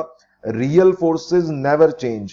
रेफरेंस फ्रेम चेंज हो जाने से केवल एक एडिशनल फोर्स आ रहा है which is called pseudo force, जो हम नहीं लगाएंगे तो हमारे आंसर गलत आएंगे। एक मैथमेटिकल करेक्शन के रूप में उसे हमें लगाना पड़ता है, अदरवाइज हम न्यूटन्स लॉ की इक्वेशन ही नहीं बना सकते। ठीक है, तो इस टेंशन के लिए रेफरेंस फ्रेम एसोसिएट मत कर देना। Force never depends on reference frame. ठीक है, आगे बढ़ते हैं। इलस्ट्रेशन नंबर 3 देखो बच्चों। इलस्ट्रेशन नंबर 3 वेज है, वेज के ऊपर एक ब्लॉक रखा हुआ है, एक हॉरिजॉन्टली लेफ्ट एक फोर्स लग रहा है। बताना है कि मिनिमम कितना फोर्स लगाया जाए। वेज को कोई खींच रहा है लेफ्ट साइड में, मिनिमम कितना फोर्स लगाया जाए so that block breaks off with the wedge. Breaks off मतलब कि भाई इसका कांटेक्ट लूज हो जाए, स्मॉल एम का कैपिटल एम के साथ कांटेक्ट लूज हो जाए, इस बात की कंडीशन निकालनी है। तो भाई कांटेक्ट कब लूज होता है, जब भी ये कांटेक्ट लूज की बात आएगी ना कभी भी आज के बाद किसी भी चैप्टर में, तो इसका मतलब क्या है, normal reaction is equal to 0। जो इस ब्लॉक पे और इस वेज के बीच में जो एक दूसरे के ऊपर जो ये लगा रहे होंगे नॉर्मल रिएक्शन, वो वाली नॉर्मल रिएक्शन 0 कब होगी, ये पूछ रहे हैं किस फोर्स के लिए होगी। चलो एक बार अपन काम करते हैं कि भाई अगर नॉर्मल रिएक्शन मान लो नहीं है 0, तो नॉर्मल रिएक्शन अगर 0 नहीं है तो इनके फ्री बॉडी डायग्राम क्या बनेंगे। एक बार हम जनरल फ्री बॉडी डायग्राम बनाते हैं। तो यहां पे मैं क्या कर रहा हूं, कैपिटल एम का फ्री बॉडी डायग्राम तो ग्राउंड के रिस्पेक्ट में बना रहा हूं, और स्मॉल एम का फ्री बॉडी डायग्राम बना रहा हूं with respect to capital M. देखो ऐसा क्यों कर रहा हूं मैं, ब्लॉक का एफबीडी क्यों मैं वेज के रिस्पेक्ट में बना रहा हूं और वेज का एफबीडी क्यों ग्राउंड के रिस्पेक्ट में बना रहा हूं, क्योंकि मुझे या किसी भी बच्चे को जो मोशन इजीली दिखती है, जिसकी डायरेक्शन इजीली दिख रही है मोशन की, उस डायरेक्शन में हम F total is equal to M में लगाना चाह रहे हैं। अब देखो ये जो वेज है, इस वेज का तो मुझे साफ साफ पता है ये ग्राउंड के रिस्पेक्ट में लेफ्ट ही जाएगा और कहीं जा नहीं सकता। फोर्स भी लेफ्ट लग रहा है, और इस स्मॉल एम की वजह से जो नॉर्मल रिएक्शन लग रही होगी वो भी, उसका भी एक कंपोनेंट लेफ्ट ही लग रहा होगा। तो वेज की मोशन ग्राउंड के रिस्पेक्ट में लेफ्ट है, लेकिन इस ब्लॉक की मोशन सोचो ग्राउंड के रिस्पेक्ट में कैसी है। इस ब्लॉक की मोशन हम बोलेंगे एक तो ये इस पे फिसल भी रहा होगा अगर कोई ब्रेक ऑफ नहीं हो रहा है, इन जनरल बात कर रहा हूं। एक तो ये इस पे डाउन द इंक्लाइन फिसल रहा होगा, और प्लस एडिशनली वेज के साथ साथ लेफ्ट भी जा रहा होगा। तो free body diagram of wedge with respect to ground वो कैसा होगा? इस कैपिटल एम पे देखो, एम की वजह से, स्मॉल एम की वजह से नॉर्मल रिएक्शन, एक ये एफ जो हम एडिशनली बाहर से लगा रहे हैं, एक इसका कैपिटल एम जी, और एक ग्राउंड की वजह से एक नॉर्मल रिएक्शन। ये चार फोर्सेस N1 बोल देते हैं इसे। ये चार फोर्सेस इस कैपिटल एम वेज पे लग रहे होंगे। और स्मॉल एम का डायग्राम क्यों वेज के रिस्पेक्ट में बन रहा है? क्योंकि इसकी ग्राउंड के रिस्पेक्ट में मोशन खतरनाक है। मोशन ये डाउन दी इंक्लाइन भी जा रहा होगा, प्लस आगे लेफ्ट भी जा रहा होगा। उन दोनों की वेक्टर एडिशन करने का मेरा कोई मन नहीं है। तो मोशन हमें सिंपली कौन सी समझ में आ रही है कि वेज के ऊपर अगर हम खड़े हो जाएं तो ये ब्लॉक सिंपली फिसलता हुआ नजर आएगा। क्यों? क्योंकि वेज के ऊपर खड़े होने के बाद या with respect to wedge, wedge rest पे दिखेगा। वेज रेस्ट पे दिखेगा तो उसकी कोई लेफ्ट साइड मोशन हो ही नहीं रही होगी with respect to wedge. Simply down the incline ये ब्लॉक फिसलता हुआ नजर आएगा। तो ब्लॉक के एफबीडी में अपना वही एक एमजी डाउनवर्ड और नॉर्मल रिएक्शन, यही एन जो इसने ब्लॉक ने वेज पे लगाई, यही एन इक्वल एंड अपोजिट होके वेज ब्लॉक पे लगा देगा। इसी एन को जीरो करना है इस क्वेश्चन में, इसी एन को जीरो करना है। हम चाहते हैं ये ब्लॉक और वेज कांटेक्ट लूज कर दे, ठीक है। तो ये दो तो है रियल फोर्सेस। इसके अलावा वेज, क्या वेज नॉन इनर्शियल है? हाँ है। इन सब फोर्सेस की वजह से वेज लेफ्ट साइड में जा रहा होगा। मान लेते हैं वेज की एक्सलरेशन कुछ AW है। तो अगर ये वेज की एक्सलरेशन लेफ्ट साइड में AW है तो इस ब्लॉक पे एक राइट साइड में सूडो फोर्स लगेगा। कितना लगेगा? Small m into AW। ये क्या है? Pseudo force. मास तो ब्लॉक का, AW एक्सलरेशन रेफरेंस फ्रेम की। This is the pseudo force which is also acting on this block with respect to wedge. और इन सब फोर्सेस की मदद से ब्लॉक की जो एक्सलरेशन होगी विद रिस्पेक्ट टू वेज वो कैसी होगी? वो डाउन दी इंक्लाइन होगी। क्योंकि with respect to wedge block simply नीचे फिसलता हुआ नजर आएगा। हमने ये मोशन को इजी रखने के लिए ही रेफरेंस फ्रेम वेज का पिक किया, क्योंकि ग्राउंड के रेफरेंस फ्रेम में ब्लॉक की कुछ अजीब सी मोशन थी। वो क्या थी? ये वेक्टर, ये एक्सलरेशन वेक्टर प्लस ये वेक्टर करना पड़ता और फिर उनके कंपोनेंट्स देखने पड़ते। माथापच्ची ज्यादा थी, इसलिए हमने वेज का रेफरेंस फ्रेम पिक किया। आई होप क्लियर होगा क्यों हमने ये डायग्राम्स अलग अलग रेफरेंस फ्रेम में बनाए। अब क्वेश्चन पे आओ। देखो बच्चों, क्वेश्चन में हमने मांगा क्या है? नॉर्मल एक्सलरेशन को जीरो करना है। नॉर्मल एक्सलरेशन एक तो यहां दिख रही है, एक यहां दिख रही है, इसे हमें जीरो करना है। अब नॉर्मल एक्सलरेशन अगर जीरो है, ऐसे बोल दो, इस डायग्राम के अंदर अगर मैं इसे वाई एक्सिस कह दूं, जिस डायरेक्शन में नॉर्मल रिएक्शन लग रही है, अगर मैं इसे वाई एक्सिस कह दूं ब्लॉक के लिए, तो वाई एक्सिस में ब्लॉक की कोई मोशन तो है नहीं। वाई एक्सिस में ब्लॉक की कोई मोशन तो है नहीं, तो नेट फोर्स जीरो करके हमें क्या मिल जाएगा? एन की वैल्यू मिल जाएगी, जिसे हमें जीरो करना है। तो बस वहीं पे क्वेश्चन खत्म हो जाएगा। तो केवल इस फ्री बॉडी डायग्राम का यूज कर रहा हूं मैं। वाई एक्सिस के अलोंग ब्लॉक पे नेट फोर्स जीरो कर रहा हूं, बिकॉज वाई एक्सिस में कोई मोशन नहीं है। तो कितना बन रहा है? ये एन एक फोर्स है, एन पूरा का पूरा। इस MAW का एक कंपोनेंट बनेगा, कितना बनेगा वो सोच लेते हैं। ये एंगल थीटा था, ये एंगल थीटा था, तो इस नॉर्मल का, ये नॉर्मल वाली लाइन, ये जो नॉर्मल है और ये जो नॉर्मल है, ये इक्वल एंड अपोजिट है। ये दोनों नॉर्मल्स इक्वल एंड अपोजिट है, तो एक ही एंगल बनाएंगी, एक ही लाइन के अलोंग है ये दोनों। तो ये थीटा, तो ये थीटा, ये थीटा, तो ये वाला एंगल नॉर्मल का हॉरिजॉन्टल से 90 माइनस थीटा है। मतलब ये वाला एंगल यहां पे हॉरिजॉन्टल से 90 माइनस थीटा है, क्योंकि सूडो फोर्स हॉरिजॉन्टल के अलोंग है। तो MAW का sine theta component Y axis के अलोंग आ रहा है। तो एक तो नॉर्मल पूरा का पूरा प्लस MAW का साइन थीटा कंपोनेंट आ रहा है, और mg का कंपोनेंट नेगेटिव वाई एक्सिस के अलोंग आ रहा है। ये वाला एंगल कितना है?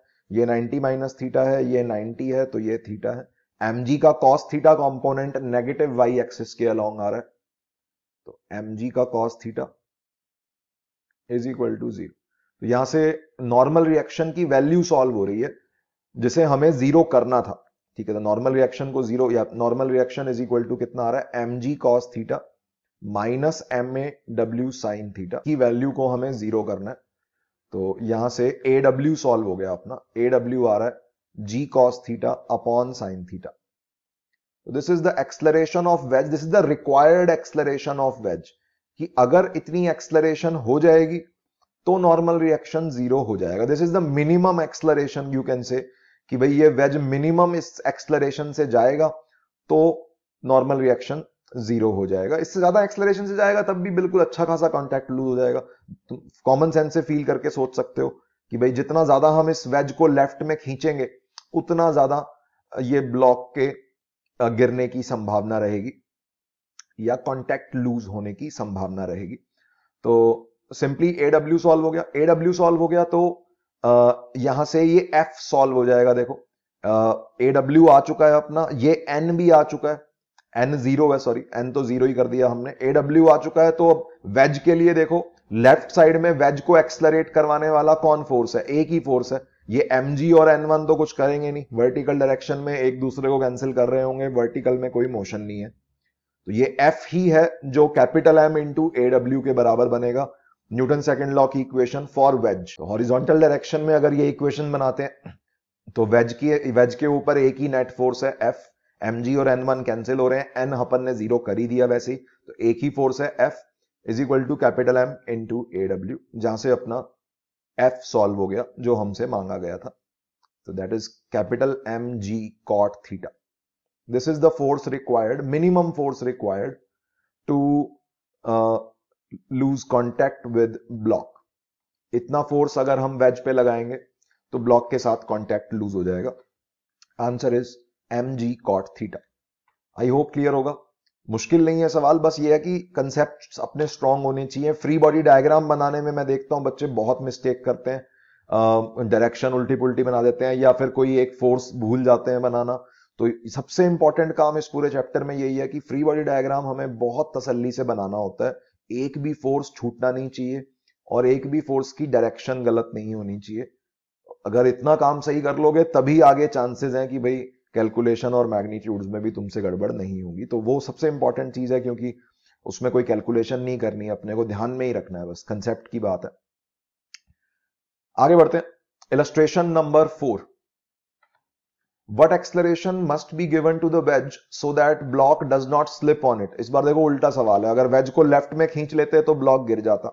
अब इसको राइट में धक्का दे रहे हैं कोई, या राइट में खींच रहा होगा कोई बंदा। इसकी एक्सलरेशन बतानी है, वेज को कितनी एक्सलरेशन प्रोवाइड करें कि ब्लॉक इसके ऊपर स्लिप ना करे। ये स्लिप शब्द का मतलब क्या होता है? स्लिप का मतलब होता है रिलेटिव मोशन ना करे। डजंट स्लिप का मतलब नो रिलेटिव मोशन। वेज के ऊपर ये ब्लॉक डाउन द इंक्लाइन या अप द इंक्लाइन नहीं जाना चाहिए। इस बात के लिए वेज की क्या एक्सलरेशन राइट साइड में हो। तो भाई अभी इसमें केवल हम ब्लॉक का ही फ्री बॉडी डायग्राम बनाएंगे, विद रिस्पेक्ट टू वेज बना रहा हूं। तो सबसे पहले सूडो फोर्स ही बना देते हैं। वेज की एक्सलरेशन राइट साइड में है ए, तो ब्लॉक पे सूडो फोर्स लेफ्ट लग रहा है, स्मॉल m इंटू ए। और इसके अलावा अपने रियल फोर्सेस, एक mg और एक नॉर्मल रिएक्शन। यूजुअल फोर्सेस अपने रियल प्लस सूडो, सारे फोर्सेस हमें बनाने। तो ये this is the free body diagram with respect to wedge. अब हमें करना क्या है, इसको स्लिपिंग होने से बचाना है इसकी। तो भाई अपन जो एक्स एक्सिस मानते हैं वो तो इंक्लाइन प्लेन के साथ मानते हैं। तो ये वाला एंगल थीटा है, तो ये वाला एंगल 90 माइनस थीटा और ये वाला एंगल थीटा। तो एमए का तुम देख सकते हो, एमए का cos theta component up the incline लग रहा है, एमजी का sine theta component down the incline लग रहा है। तो मैं क्या कर रहा हूं, सिंपली मुझे इंक्लाइन के अलोंग होने वाली स्लिपिंग से बचाना है। तो विद रिस्पेक्ट टू वेज काम करते हुए इंक्लाइन के अलोंग लगने वाले सारे फोर्सेस का सम 0 होना चाहिए अगर हम स्लिपिंग से बचाना चाहते हैं, तो स्लिपिंग नहीं करवाना चाहते। तो total force on block along incline कितना है, mg का sine theta component down the incline है और ma का cos theta component up the incline है। तो एक को प्लस ले लिया, दूसरे को माइनस। नॉर्मल का कोई कॉम्पोनेंट नहीं है अलोंग इंक्लाइन, तो इसका सम 0 हो गया और बहुत ही जल्दी हमारा आंसर आ गया, a is equal to g tan theta. अगर हम जी टैन थीटा की एक्सलरेशन से इस क्वेश्चन में वेज को राइट साइड धक्का देके मूव करवाएं तो ब्लॉक वेज के रिस्पेक्ट में फिसलेगा नहीं मतलब ग्राउंड के रिस्पेक्ट में ये वेज और ब्लॉक साथ साथ चलेंगे, ऐसा हम कह सकते हैं। इजी क्वेश्चन था, आई होप चमका होगा, अच्छे से क्लियर हुआ होगा। आगे बढ़ते हैं। Illustration number 5। इसमें देखो क्या है, अब पिछले क्वेश्चन, पिछली इलस्ट्रेशन को ही हल्का सा मॉडिफाई किया है। देखो ये वेज के ऊपर ब्लॉक है और यहां पे अब इसकी एक्सलरेशन की जगह यहां पे टेंशन से एक और ब्लॉक बांध दिया, स्ट्रिंग की मदद से एक और ब्लॉक बांध दिया। तो ये बताना है what mass must be hang below pulley. यहां पे जो मास है उसको मान लेते हैं कुछ, ये m0 मास है। इस m0 की वैल्यू क्या है सच दैट ब्लॉक स्लिप नहीं कर रहा वेज के ऊपर, ब्लॉक डजंट स्लिप। बिल्कुल पिछले क्वेश्चन जैसा ही है। ब्लॉक की नो स्लिपिंग की कंडीशन हम ऑलरेडी इलस्ट्रेशन नंबर 4 में निकाल चुके हैं। वो क्या थी कि भाई ये जो वेज है, ये वेज अगर राइट साइड एक्सलरेट किया, a wedge is equal to G tan theta से, थीटा यहां 37 डिग्री है, तो अगर ये वेज जी tan 37 डिग्री से राइट साइड मूव किया तो ये ब्लॉक एक्सलरेट नहीं करेगा। ये मैं पिछले इलस्ट्रेशन के आंसर को डायरेक्टली यूज कर रहा हूं। अच्छा, तो अब इसको एक्सलरेट करवाने के चक्कर में यहां पुली से एक रस्सी के थ्रू दूसरा मास बांधा गया है। इस m0 की वैल्यू बतानी है ताकि वो वेज जी tan 37 से एक्सलरेट कर सके। या ऐसे बोल दो ये पूरा सिस्टम 3m मास का इकट्ठा ही चलेगा। ये m और 2m दोनों साथ साथ ही चल रहे हैं, स्लिप तो कर नहीं रहे। तो ये पूरा का पूरा सिस्टम 3m मास का सिस्टम इकट्ठा चल रहा है जी tan 37 की एक्सलरेशन से। तो अगर ये जी tan 37 से ऐसे चल रहा है तो ये नीचे जाएगा, सेम एक्सलरेशन जी tan 37 से ही जाएगा। सोच लो स्ट्रिंग कंस्ट्रेंट की बेसिक बात, जितना उधर से रस्सी की लेंथ कम होएगी उतना ही इधर से बढ़ेगी। तो जितना यहां एक्सलरेशन आएगी राइट साइड में उतनी ही एक्सलरेशन इसकी डाउन होगी, स्ट्रिंग के दोनों किनारों की। जी tan 37 से ये डाउन जा रहा है। ओके, तो इसका इफेक्टिव डायग्राम हम बोल सकते हैं, इस पूरे को एक सिस्टम मान लो, इस पूरे को एक 3m मास का एक सिस्टम मान लो, क्योंकि ये सिस्टम के अंदर तो कोई रिलेटिव मोशन हो नहीं रही। तो अगर हम इस सिस्टम में 3m मास देखते हैं तो 3m वाले को राइट साइड पुल करने की जिम्मेदारी किसकी है? जी tan 37 से एक्सलरेशन को पुल करना है। इस एक्सलरेशन से पुल करने के लिए कौन सा ऐसा फोर्स है इस सिस्टम को जो राइट साइड एक्सलरेट करवाएगा? सोचो बच्चों, एक ही है। mg नॉर्मल तो किसी काम के है नहीं, वर्टिकल में लग रहे होंगे। इन दोनों के आपसी जो नॉर्मल रिएक्शन होंगे वो सिस्टम में कंसीडर ही नहीं होंगे, वो कट जाएंगे इक्वल एंड अपोजिट होने की वजह से। तो एक ही फोर्स बचा, कौन सा? इस पे राइट साइड वाला टेंशन का। तो इस सिस्टम के लिए ये टेंशन, ये एक्सलरेशन का कारण है। और इस ब्लॉक के लिए हम बोल सकते हैं इस ब्लॉक पे दो फोर्स हैं, एक m0g, एक टेंशन T ऊपर। स्ट्रिंग को लाइट मान रहे हैं, लिखा भी हुआ है string is light and inextensible. हल्की स्ट्रिंग में टेंशन पूरी रस्सी में सेम होती है, ये बात ध्यान रखनी है। सरफेसेस स्मूथ है, जो अपनी स्टैंडर्ड अजम्पशंस है यहां भी वैलिड है। तो हम बोल सकते हैं for system of 3m, system क्यों मान लिया ये समझ में आया ना। जब भी चीजें इकट्ठा चल रही होती हैं तो उनको अलग अलग डायग्राम बना के थोड़ी ना सॉल्व करेंगे, इकट्ठा एक ही मान सकते हैं उनको सिस्टम। तो for system of 3m mass wedge block system जो इकट्ठा चल रहा है, उसके लिए हम बोलेंगे टेंशन T एक ही हॉरिजॉन्टल फोर्स है, that will be equal to mass into acceleration, that is g tan 37 degree. ये बन रहा है यहां से tan 37 इज 3/4, तो यहां से टेंशन आ रहा है 9/4 mg। और दूसरे इस ब्लॉक के लिए अगर हम बात करें, for block of mass m0, इस m0 वाले ब्लॉक के लिए डाउनवर्ड एक फोर्स है m0g, ऊपर एक टेंशन है। तो m0g minus t is the net downward force is equal to इसका मास m0 इनटू इसकी एक्सलरेशन g tan 37। तो यहां से इस इक्वेशन से अपनी टेंशन सॉल्व हो जाएगी। तो अगले पेज पे लिख रहा हूं, t आ रहा है m0g minus m0g tan 37, sorry tension नहीं, m0 सॉल्व करना था हमें। तो टेंशन की वैल्यू ऊपर से उठा के डाल दो, ये वाली टेंशन की ये वैल्यू यहां से पिक करके इसमें सेकंड इक्वेशन में डाल रहा हूं। जैसे ये पुट करेंगे तो m0g माइनस 9/4 mg, इक्वेशन बन रही है m0g minus 9/4 mg is equal to m0g tan 37, tan 37 is 3/4, that is 3/4 m0g। ये बन रहा है 1 माइनस 3/4 हो गया 1/4 m0g। m0 वाली टर्म्स लेफ्ट साइड लेके आ रहा हूं, राइट साइड में m वाली टर्म भेज दी। g भी कैंसिल हो रहे हैं, 4 भी कैंसिल हो रहा है, एम नॉट की वैल्यू आ रही है, सुंदर सा आंसर है 9m। अगर हम M naught is equal to 9m इतना मास पुली के नीचे लटका देंगे तो ये सिस्टम वेज और ब्लॉक का सिस्टम साथ साथ चलेगा। इसमें कोई वेज और ब्लॉक के बीच में किसी तरह की रिलेटिव मोशन या स्लिपिंग नहीं होगी। तो इस क्वेश्चन में जल्दी काम इसलिए हो गया क्योंकि हम ये आधा पार्ट पिछले इलस्ट्रेशन में कर चुके थे। अदरवाइज ये थोड़ा लेंदी क्वेश्चन है, टफ नहीं है बट लेंदी ही बोलोगे बिकॉज सिंपल एक सूडो फोर्स वाला कंसेप्ट यहां पे यूज हो रहा है। तो मेन जो चीज हम इन सभी क्वेश्चंस में देख रहे हैं वो सूडो फोर्स है। ध्यान से सब बच्चे अच्छे से समझ लेना इन सब चीजों को।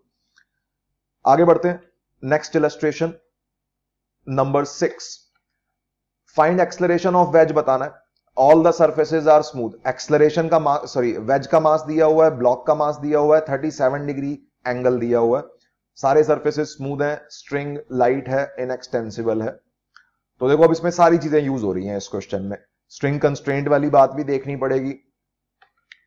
चलो स्टार्ट करते हैं। सबसे पहले फ्री बॉडी डायग्राम ही बनाते हैं। स्टेप 1 अपना फ्री बॉडी डायग्राम वेज का बनाते हैं। सबसे पहले वेज का एफबीडी किस रेफरेंस फ्रेम में? ग्राउंड के रेफरेंस फ्रेम में।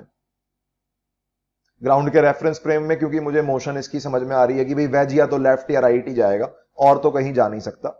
ये जो पुली है ना, ये पुली भी इसी वेज का पार्ट है, इसको भी यहीं बना लेते हैं।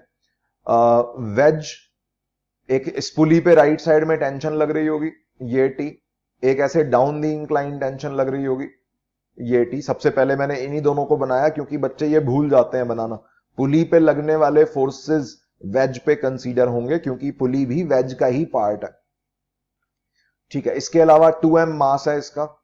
2m मास है तो 2mg का इसका वेट हो गया। ग्राउंड की वजह से एक नॉर्मल रिएक्शन लग रही होगी, उसे n1 बोल दो। एक ये स्मॉल m इसके ऊपर रखा हुआ है तो स्मॉल m और 2m के बीच में एक नॉर्मल रिएक्शन होगी, उसको n2 बोल देते हैं, perpendicular to the surface of contact. तो this is the diagram of wedge with respect to ground. कोई भी फोर्स छूटना नहीं चाहिए, किसी भी फोर्स की डायरेक्शन गलत नहीं होनी चाहिए। बहुत सावधानी से हमें एफबीडी बनाने होते हैं। अब ब्लॉक की मोशन के बारे में सोचो। ब्लॉक एक तो वेज के ऊपर फिसल रहा होगा प्लस वेज के साथ साथ लेफ्ट या राइट भी जा रहा होगा कहीं, तो ग्राउंड के रिस्पेक्ट में मोशन मुश्किल है। तो एफबीडी ऑफ ब्लॉक जो मैं बना रहा हूं वो विद रिस्पेक्ट टू वेज बना रहा हूं। ब्लॉक का free body diagram with respect to wedge, मतलब अब उसके लिए मुझे वेज की एक्सलरेशन भी कंसीडर करनी पड़ेगी क्योंकि रेफरेंस फ्रेम ले लिया मैंने इस वेज को। तो ये वेज अगर राइट एक्सलरेट करेगा तो एफबीडी ऑफ ब्लॉक में सूडो फोर्स लेफ्ट बनेगा। तो ये कहां एक्सलरेट करेगा? लेफ्ट करेगा या राइट करेगा? सोचो बच्चों, ये किस चीज की वजह से एक्सलरेट करेगा? टेंशन। तो वैसे तो देखो ये टेंशन राइट साइड एक्सलरेट करवाना चाह रही है इसको। इस n2 का भी एक राइट कंपोनेंट है जो इसको राइट साइड में एक्सलरेट करवाना चाह रहा है। ये एक छोटी सी टेंशन है जिसका एक लेफ्ट कंपोनेंट है, बट इसका कंपोनेंट ही आएगा। ये पूरी की पूरी टेंशन राइट है, तो तुम बोल सकते हो ये दोनों टेंशनें मिलके इसको राइट ही मूव करवाना चाह रही हैं। टी कॉस थीटा वाला जो कंपोनेंट आएगा वो टी से तो छोटा ही होगा, तो ज्यादा फोर्सेस राइट की तरफ हैं, कम फोर्सेस लेफ्ट की तरफ हैं, तो हेंस ये वेज राइट साइड में एक्सलरेट करेगा। एक्सलरेशन ऑफ वेज AW मान लेते हैं। अब इस एक्सलरेशन की मदद से ब्लॉक का फ्री बॉडी डायग्राम बनाते हैं। देखो ये ब्लॉक यहां रखा हुआ है, इस पे अपने वही यूजुअल फोर्सेस, एक इसका स्मॉल mg, एक इस पे नॉर्मल रिएक्शन जो इसने n2 नॉर्मल रिएक्शन वेज पे लगाई, वही n2 इक्वल एंड अपोजिट होके इस पे लग जाएगी। और इस ब्लॉक पे एक टेंशन, ये तो है रियल फोर्सेस। इसके अलावा एक सूडो फोर्स क्योंकि हम वेज के रिस्पेक्ट में कर रहे हैं। Acceleration of reference frame right side है तो सूडो फोर्स लेफ्ट लगेगा। कितना लगेगा? मास तो ब्लॉक का small m, acceleration reference frame की AW। ठीक है, तो these are the forces of block with respect to wedge. इन सब फोर्सेस की वजह से block with respect to wedge क्या एक्सलरेट करेगा? तो सोच के देखो भाई, स्ट्रिंग से बंधा हुआ है, नीचे वेज है, तो वेज के रिस्पेक्ट में तो हम सिंपली बोल सकते हैं, वेज के रिस्पेक्ट में तो ये सिंपली फिसलेगा डाउन या अप। तो डाउन फिसलेगा या अप फिसलेगा? सोचो वेज के रिस्पेक्ट में। तो अगर वेज राइट साइड जा रहा है तो ऐसे सोच सकते हो, वेज राइट साइड जाएगा तो ये वाली रस्सी की लेंथ छोटी हो जाएगी यहां से ये रस्सी और खुलेगी, रस्सी और खुलेगी तो ब्लॉक डाउन द इंक्लाइन जाएगा। इस तरह से सोच सकते हो। बाकी अगर तुम उल्टा मान भी लोगे तो कोई चक्कर नहीं है, नेगेटिव आंसर आ जाएगा, परेशान होने वाली कोई बात नहीं है।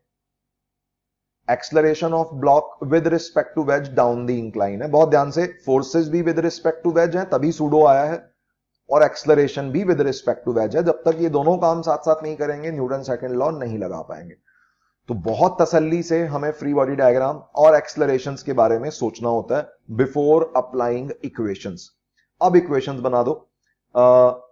वेज के लिए राइट साइड वाली इक्वेशन पहले बना रहा हूं। राइट साइड में टोटल कितने फोर्स है, तो ये एंगल 37 डिग्री दिया हुआ था, ये 37 है, तो इस टेंशन का हॉरिजॉन्टल से ये वाला एंगल भी 37 हो जाएगा, ऑल्टरनेट एंगल्स, ठीक है। और इस नॉर्मल रिएक्शन के एंगल्स के बारे में सोचें तो ये वाला 37, ये वाला 53 हो जाएगा। Normal reaction is perpendicular to the surface of contact, तो ये 37 है ऑल्टरनेट एंगल, और ये 90 माइनस 37 हो गया 53 डिग्री। तो हॉरिजॉन्टल डायरेक्शन में वेज पे न्यूटन सेकंड लॉ की इक्वेशन बना रहा हूं। Total force on wedge in horizontal is equal to 2m mass into AW की acceleration, AW 2m mass. Horizontal में कितना फोर्स है, एक ये T पूरा का पूरा, ये T cos 37 लेफ्ट में जाएगा, और N2 का cos 53 राइट में आएगा। तो लिख देते हैं, एक तो T पूरा का पूरा राइट साइड में है, एक T cos 37 लेफ्ट साइड में है, और एक N2 का cos 53 डिग्री या sin 37 कुछ भी कह सकते हो, ये राइट साइड में है, is equal to 2m into AW। ये हो गई अपनी पहली इक्वेशन। कितना बन रहा है ये, वैल्यूज भी पुट कर दें। cos 37 होता है 4/5, तो t माइनस 4t/5 ये हो गया t/5। cos 53 इज 3/5, तो 3n2/5 is equal to 2m AW। यहां से आ रहा है t plus 3n2 is equal to 10m AW। ये अपनी पहली इक्वेशन बन गई वेज के लिए। इक्वेशन बनी है, कुछ हासिल नहीं हो रहा यहां से, क्योंकि ना हमें t पता ना हमें n2 पता।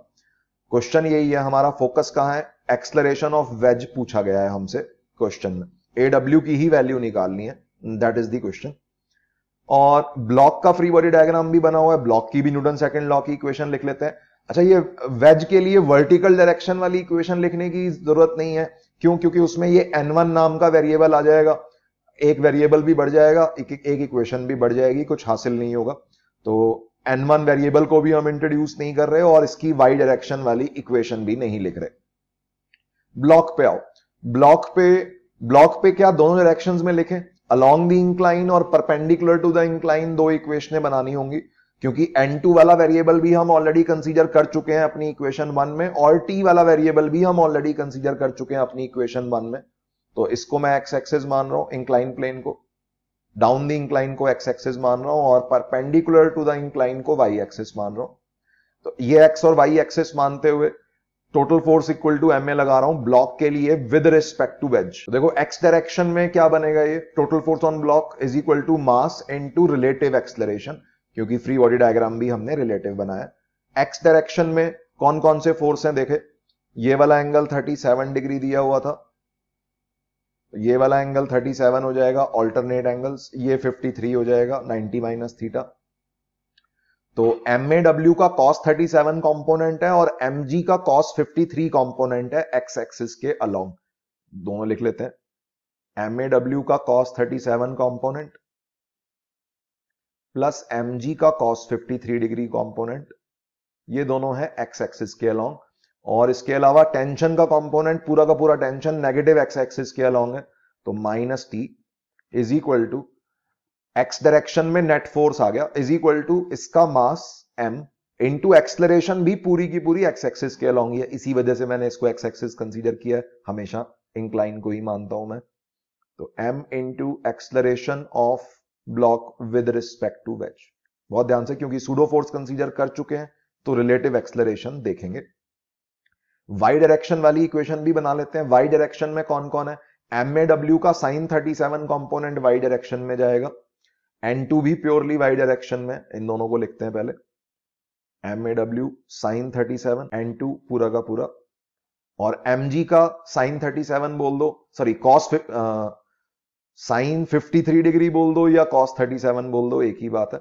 mg का साइन 53 डिग्री कंपोनेंट डाउन जाएगा, मतलब नेगेटिव वाई एक्सिस की तरफ, तो minus mg sine 53 degree is equal to Y direction में ब्लॉक की कोई एक्सलरेशन नहीं है, 0। तो ये अपने पास दो इक्वेशनें और बन गई। ठीक है, इनको भी थोड़ा ढंग से लिख लें। ये वाली इक्वेशन है, ये क्या बन रही है, ये है 4m AW बाय 5, cos 37 को 4/5 लिख दिया, plus 3/5 mg minus t is equal to mass into ABW। ये हो गई अपनी सेकेंड इक्वेशन। और थर्ड इक्वेशन क्या बन रही है, ये बन रही है 3/5 MAW plus N2 minus 4/5 mg sine 53 is 4/5 is equal to 0। ये हो गई अपनी थर्ड इक्वेशन। ठीक है, बहुत मेहनत किए जा रहे हैं हम लगातार, दोनों के लिए हमने न्यूटन सेकंड लॉ की इक्वेशंस बना के बैठ चुके हैं। सॉल्व करने से पहले एक बार वेरिएबल भी गिन लो, देखो कहीं कुछ कमी तो नहीं रह गई। चेक करो कितने वेरिएबल, जितने वेरिएबल्स होते हैं उतनी ही इक्वेशंस होनी चाहिए, तभी वो सॉल्व हो सकती है। तो एक AW तो हमारा फोकस है, यही क्वेश्चन है। AW पहला वेरिएबल, N2 दूसरा वेरिएबल, T तीसरा वेरिएबल, और ये ABW चौथा वेरिएबल। तो ABW भी वेरिएबल है, तो 4 वेरिएबल हो गए, जबकि इक्वेशन है सिर्फ 3। तो क्या करेंगे भाई, कहीं ना कहीं कुछ इक्वेशन की कमी है।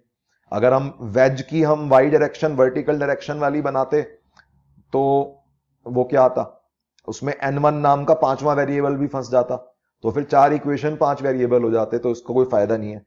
अभी 4 वेरिएबल हैं और 3 इक्वेशन है, एक इक्वेशन और चाहिए जिसमें कोई नया वेरिएबल भी इंट्रोड्यूस ना हो। तो क्या चीज ऐसी रह गई है हमारी सॉल्व करनी, वो है कंस्ट्रेंट। देखो ध्यान से, वेज कंस्ट्रेंट हम ऑलरेडी यूज कर चुके हैं। हमने जो रिलेटिव एक्सलरेशन मानी है या रिलेटिव मोशन मानी है वो अलोंग द सरफेस मानी है, ये इतनी सी ही बात थी वेज कंस्ट्रेंट की। लेकिन स्ट्रिंग कंस्ट्रेंट, रस्सी भी तो बंधी हुई है, स्ट्रिंग कंस्ट्रेंट अभी तक हमने यूज नहीं किया इस क्वेश्चन में, तो स्ट्रिंग कंस्ट्रेंट को भी यूज करते हैं। स्ट्रिंग कंस्ट्रेंट क्या कहता है, डायरेक्टली एक्सलरेशन की टर्म्स में ही कर लेता हूं, क्योंकि डिस्प्लेसमेंट्स वगैरह जो भी होनी है उनमें जो रिलेशन आ रहा है उसमें 37 डिग्री एक फिक्स्ड एंगल है, तो जो जैसा रिलेशन डिस्प्लेसमेंट्स में आएगा वैसा ही वेलोसिटीज में आएगा और वैसा ही एक्सलरेशंस में भी आएगा। चलो वेलोसिटी की टर्म्स में कर लो, कैसे भी कर सकते हो। मान लो इसकी रिलेटिव वेलोसिटी VBW है, VBW इसकी रिलेटिव वेलोसिटी है, और वेज की velocity with respect to ground VW है। ठीक है, इन दोनों में रिलेशन निकालते हैं, फिर डिफरेंशिएट करके एक्सलरेशन में कंस्ट्रेंट आ जाएगा। तो रिलेशन कैसे निकलेगा, फंडा क्या था पिछली वीडियो में, या स्ट्रिंग कंस्ट्रेंट वाली वीडियो वाला फंडा यूज कर रहा हूं। चौथी इक्वेशन बनेगी स्ट्रिंग कंस्ट्रेंट। लंबा जा रहा है ये सवाल, टफ कैटेगरी है, JEE advance level. String constraint में हमने क्या पढ़ा था, sum of velocities of all the objects along string. Velocity का जो स्ट्रिंग के अलोंग कंपोनेंट होता है उन सबका सम 0 होता है, क्योंकि स्ट्रिंग का अगर एक किनारा किसी दूसरी वेलोसिटी से दौड़ रहा है, पहला किनारा किसी और वेलोसिटी से, तो फिर उस केस में रस्सी या तो ढीली हो जाएगी या इलोंगेट हो जाएगी। ऐसी दोनों ही चीजें यहां नहीं हो रही हैं। रस्सी इनएक्सटेंसिबल होती है और स्लैक होगी नहीं जब तक कुछ मेंशन नहीं है क्वेश्चन में, या ग्रेविटी की वजह से तुम बोल सकते हो ये ब्लॉक को नीचे ग्रेविटी पुल कर रही है तो रस्सी तो टाइट रहेगी ही रहेगी, उसमें कोई डाउट नहीं है। तो सम ऑफ वेलोसिटीज अलोंग स्ट्रिंग 0 करना है। अब डाउट ये आता है यहां पे कौन सी वेलोसिटीज, ग्राउंड के रिस्पेक्ट वाली वेलोसिटी या ये वाली वेलोसिटी का सीधा टेंशन के साथ टेंशन के अलोंग कंपोनेंट देख ले। तो भाई हमने क्या पढ़ा था, हमने तो ग्राउंड के रिस्पेक्ट में ही पढ़ा था, तब तो रिलेटिव मोशन या सूडो फोर्स वाली चीजें आई ही नहीं थी कहीं भी। तो इस VBW का कंपोनेंट नहीं देखना टेंशन के along, VBW plus VW block की एक्चुअल वेलोसिटी का इस टेंशन के साथ कंपोनेंट देखना है, इस वाली टेंशन के साथ ब्लॉक की एक्चुअल वेलोसिटी का कंपोनेंट देखना है, VB वेक्टर का इस T वेक्टर के साथ कंपोनेंट देखना है। ठीक है, तो इस स्ट्रिंग के अलोंग बोल दो, इस डायरेक्शन के साथ। और दूसरा वेज की वेलोसिटी का किसके अलोंग कंपोनेंट देखना है, एक तो इस स्ट्रिंग के अलोंग जहां जहां से वेज कनेक्टेड है, और एक इस स्ट्रिंग के अलोंग। तो क्या बोलेंगे, ब्लॉक के लिए बोलेंगे VBW और VW का मिला के जो नेट रिजल्टेंट बनेगा, relative motion VBW vector plus VW vector is called as VB vector. तो VBW प्लस VW का इस T के अलोंग कंपोनेंट देखना। तो एक काम करते हैं, अलग अलग देख लेते हैं। इस VBW का इस रस्सी के साथ कितना एंगल है? 180 डिग्री का एंगल दिख रहा है। रस्सी पीछे है, VBW नीचे है, तो VBW cos 180 डिग्री। ठीक है, पहले ब्लॉक के लिए लिख रहा हूं, प्लस ब्लॉक के पास ग्राउंड के रिस्पेक्ट में ये वाली वेलोसिटी भी है, तो इस VW का रस्सी के साथ कितना एंगल है? ये VW वाली लाइन का ये वाला एंगल 37 डिग्री ही बनना है फिर से। तो VW का स्ट्रिंग के अलोंग कितना कंपोनेंट है? VW cos 37। जिनको दिक्कत हो रही है कुछ भी, क्योंकि यहां पे सारी चीजें अब लिंक हो रही हैं बच्चों, कुछ भी दिक्कत हो रही है कहीं भी, अगर कंस्ट्रेंट में दिक्कत है तो कंस्ट्रेंट वाली वीडियो दोबारा देख लो, एक बार समझ में आ जाएंगी चीजें। अगर न्यूटन सेकंड लॉ की इक्वेशनें बनाने में दिक्कत है, न्यूटन सेकंड लॉ वाली वीडियो देख लो। ये पे क्या, यहां पे मैंने क्या किया, ये लिखा है फॉर ब्लॉक। ब्लॉक के लिए ब्लॉक की ग्राउंड के रिस्पेक्ट वाली वेलोसिटी का कंपोनेंट अलोंग स्ट्रिंग लिखा है, प्लस अब वेज की बारी। वेज के साथ, वेज की वेलोसिटी तो एक ही है ग्राउंड के रिस्पेक्ट में VW, कोई वेक्टर एडिशन नहीं करनी है हमें, लेकिन रस्सियां दो हैं, एक ये वाली और एक ये वाली। तो इस VW का इस राइट साइड वाली रस्सी के साथ तो 0 डिग्री एंगल है, और इस लेफ्ट साइड वाली रस्सी का ये अपना VW वेक्टर है, ऐसे बना लो। यहां इस राइट साइड वाली रस्सी से 0 डिग्री एंगल है, और ये वाला एंगल कितना है? ये वाला एंगल है 180 माइनस 37। तो हम बोल सकते हैं VW cos 0 डिग्री एक कंपोनेंट और VW cos 180 माइनस 37 दूसरा कंपोनेंट। कैसे भी सोच सकते हो, VW cos 0 डिग्री ये एक रस्सी के साथ component, plus VW cos 180 minus 37 ये दूसरी रस्सी के साथ component. VW velocity of ways का, मतलब उसमें दो टर्म्स क्यों आई? क्योंकि ब्लॉक के पास ग्राउंड के रिस्पेक्ट में जो वेलोसिटी थी वो VBW प्लस VW वेक्टर थी, दोनों के कंपोनेंट्स देखने पड़े। वेलोसिटियों के दो होने की वजह से दो टर्म्स आई, यहां पे रस्सी के दो होने की वजह से दो टर्म्स आ रही हैं फॉर वेज। वेज के साथ दो रस्सियां कांटेक्ट में है। आई होप क्लियर होगा। स्ट्रिंग कंस्ट्रेंट में अच्छा सवाल है ये, स्ट्रिंग कंस्ट्रेंट का इज इक्वल टू 0। तो यहां पे देखो ध्यान से, VW cos 37 और VW cos 180 माइनस 37 वाली टर्म कैंसिल हो गई, और बहुत ही सुंदर सा रिलेशन आ रहा है, VBW is equal to VW cos 180 is -1, ये लिखा हुआ है minus VBW plus VW is equal to 0। मतलब VBW is equal to VW है इररिस्पेक्टिव ऑफ एंगल 37 डिग्री। तो इसका मतलब डिफरेंशिएट बोथ साइड कर दें तो acceleration of block with respect to wedge is equal to acceleration of wedge. तो ये हमारी चौथी इक्वेशन थी जो मिसिंग थी, जिसके बिना हम क्वेश्चन कर नहीं पा रहे थे। ठीक है, तो अब अपने पास 4 इक्वेशनें हो गई हैं और 4 वेरिएबल हो गए हैं। हमारा फोकस है AW पे। तो ये देखो, सेकंड इक्वेशन भी हमने फालतू ही बनाई। वैसे सेकंड इक्वेशन को भी बनाने की जरूरत नहीं थी, क्योंकि ABW किसी ने पूछा नहीं है। ABW नाम का वेरिएबल केवल सेकंड इक्वेशन में अपीयर हो रहा है, जिसकी वजह से अगर हम इस सेकंड इक्वेशन को भूल जाएं तो एक वेरिएबल भी हमारा कम हो जाएगा, और एक ठीक है, या अदरवाइज फोर्थ इक्वेशन में से भी डाल सकते हो। फोर्थ इक्वेशन से ABW की वैल्यू AW के बराबर डाल दो, यहां पे हर जगह ही डाल दो। तो इक्वेशन 1 दोबारा से एक बार लिख लेते हैं। इक्वेशन 1 है 3T plus 3N2 is equal to 10M AW, ये अपनी पहली इक्वेशन थी। इक्वेशन नंबर 2 को मैं दोबारा लिख रहा हूं, लेकिन ABW की जगह AW लिख लेते हैं ताकि एक वेरिएबल अपना कम हो जाए वहां से। 4/5 MAW प्लस 3/5 mg। ठीक है, सेकंड इक्वेशन में ABW की जगह AW लिख दिया। और लास्ट अपनी थर्ड इक्वेशन, मतलब इक्वेशन नंबर 4 को मैंने यूज कर लिया बेसिकली, और एक इक्वेशन कम कर दी। थर्ड इक्वेशन है 3/5, या N2 इज इक्वल टू लिख दो, N2 is equal to 4/5 mg minus 3/5 MAW। Basically अब देख सकते हो तुम 3 इक्वेशनें और 3 वेरिएबल्स हैं। ABW वाला वेरिएबल अपना हट चुका है बिकॉज ऑफ कंस्ट्रेंट। तो N2, T और AW, अब एक एक करके एक एक वेरिएबल का शिकार करना है, एलिमिनेट करना है। सबसे पहले देखो, मैं N2 को एलिमिनेट करता हूं, मतलब जैसे जैसे एक एक वेरिएबल अपना कम होएगा वैसे वैसे एक एक इक्वेशन भी कम होती जाएगी। अब N2 की वैल्यू थर्ड इक्वेशन से उठा के फर्स्ट में डाल दो। तो फर्स्ट इक्वेशन को रीराइट कर रहा हूं। इक्वेशन 1 अब बन गई t प्लस 3N2, N2 है 4/5 mg minus 3/5 MAW is equal to 10 MAW। देखो N2 वेरिएबल भी दिखना बंद हो गया, यहां से ये आ रहा है t MAW वाली टर्म एक तरफ कर लेते हैं। ठीक है, तो अपनी देखो ये इक्वेशन 1 इस फॉर्म में कन्वर्ट हो गई है, t plus 12/5 mg is equal to 59/5 MAW।